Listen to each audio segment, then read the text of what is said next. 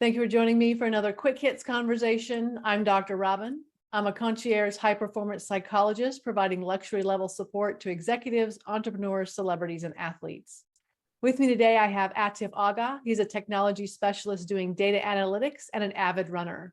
I have Gary Fredericks. He's the CEO of On Point Partners, where they provide back-office services for small businesses. And I have Steward Wiggins. He's with Induna Advisors, where he offers fractional chief operating officer services and brings resources together to help scale your business.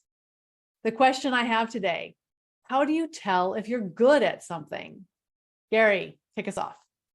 Well, I could say I'm good at everything, but that would be a lie. I think first, if it's something that makes you happy and you like doing, you're already kind of disposed to be good at it. I know because of feedback I get from people. They'll ask me to do this because I'm really good at it. So most of it is me doing things and people saying, hey, do more of that. So Gary, you touched two good points. One, you have to naturally be inclined to do that. If you just naturally go towards that thing, I think you has to be good at it. You like it, you like doing it. And the second element, getting aligned with reality. It's important to get feedback from people. So you are not just living in your bubble thinking I'm good at something you may not be. But if you're getting good feedback, you've got cheerleaders on your side, well, you're definitely good at it. The first thing I'd like to say is it instant gratification? I mean, for example, you worked someplace 25 years ago and you had an impact on some subordinates and you run into them today and they say to you, I really have to tell you, you really were a positive influence on me and you shaped who I am for the future. But you didn't know that then. But you obviously were good enough to have that impact on them. And then who decides what good is? Good might just be a rung on the ladder to the next step to either a greater good or even excellence. So the other thing is you look at yourself is it possible to delude yourself? Could you be delusional? Yes. So it really, to me, comes down to what is good.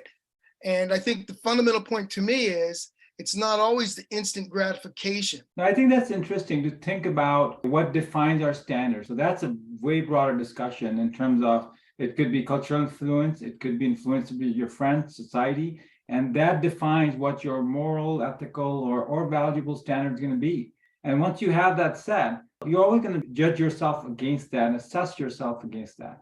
But are we able to revisit that, review it as we grow more mature and older? I think our standards start to shape up as what really serves us best in the long run, and not just that instant gratification because someone said so and we felt good about it for 5 minutes. So that changes over time. And I think to Stewart's point, sometimes for me, good is just a speed bump on the way to great.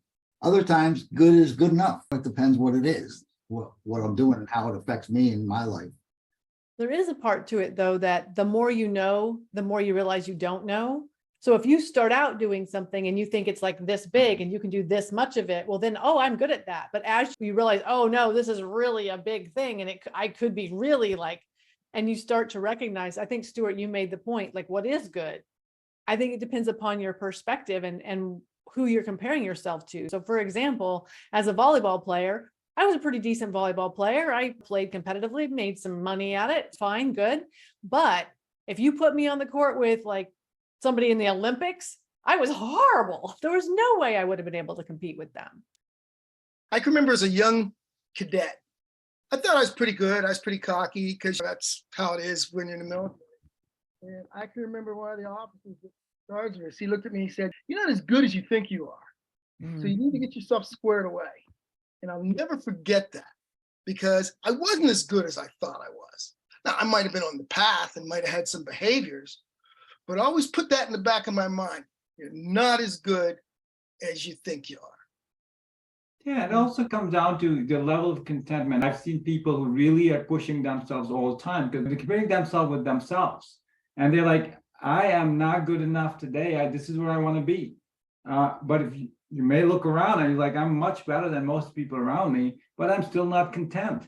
So how do I keep pushing myself forward to what my 5-year, 10-year goal may be? So I think it comes down a lot to how you assess yourself in the long run and what your standards are. Yeah, standards are different for everybody. Some people hold themselves to really high standards and some people don't. I may think I'm really great at something and I might be really great at that, but the person I'm talking to, they don't care about that at all. Yeah. It's kind of like if a tree falls in the forest and nobody's there to hear it, doesn't make a noise.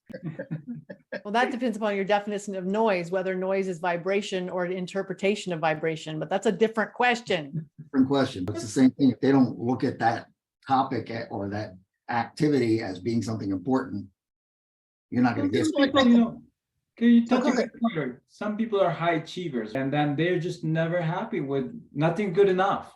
And then some people who are just content and what progress they make and how gradually they make good progress. I think it's about that infinite mindset. You're thinking long term, and is this really serving me in the long run? Or I'm again to your point, to your original point about instant gratification. Am I just hooked onto that and I'm just not really serving myself in the long run? I'm reminded of that book, Good to Great. Mhm. And one of the premises in that book is there are a number of companies in there that were really, really good.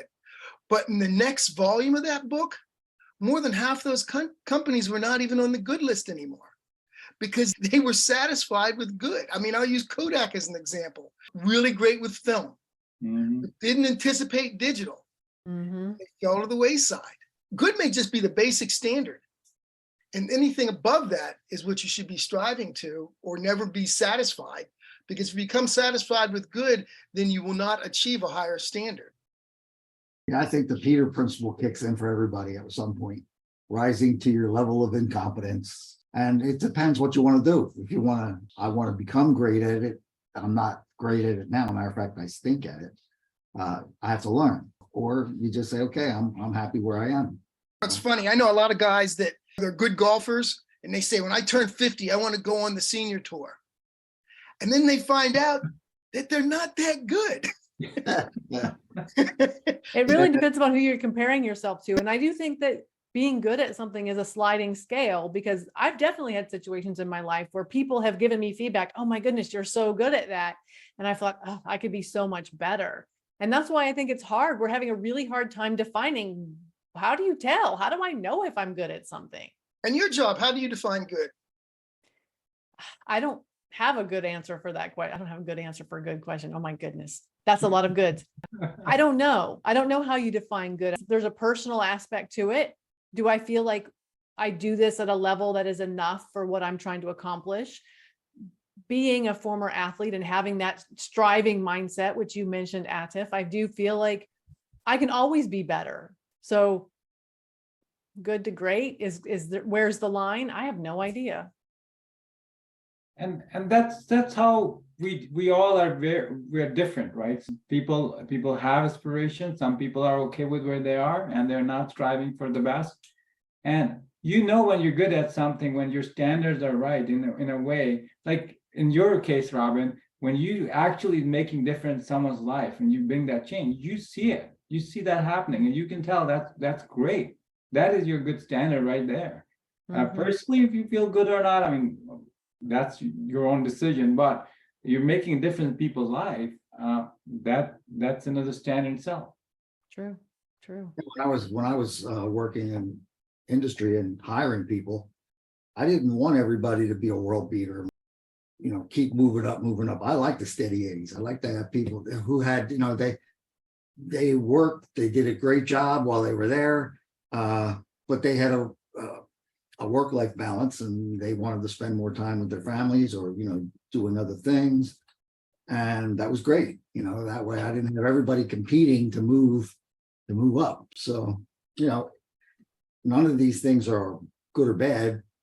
You know, depends on you. That may be an insight into large corporates as well. I mean, they're not looking for heroes because heroes are point of failures in so many ways. They're looking for people who do their job, can train other people to do their job as well. And then it's you know, it's a gradual progress instead of high achievers. Bat for hits, not for home runs. It'll make you win the game. Absolutely. Well, I don't know if we answered the question, but I think we had a good conversation. So thank you so much for doing that. And I look forward to speaking to each of you again really soon.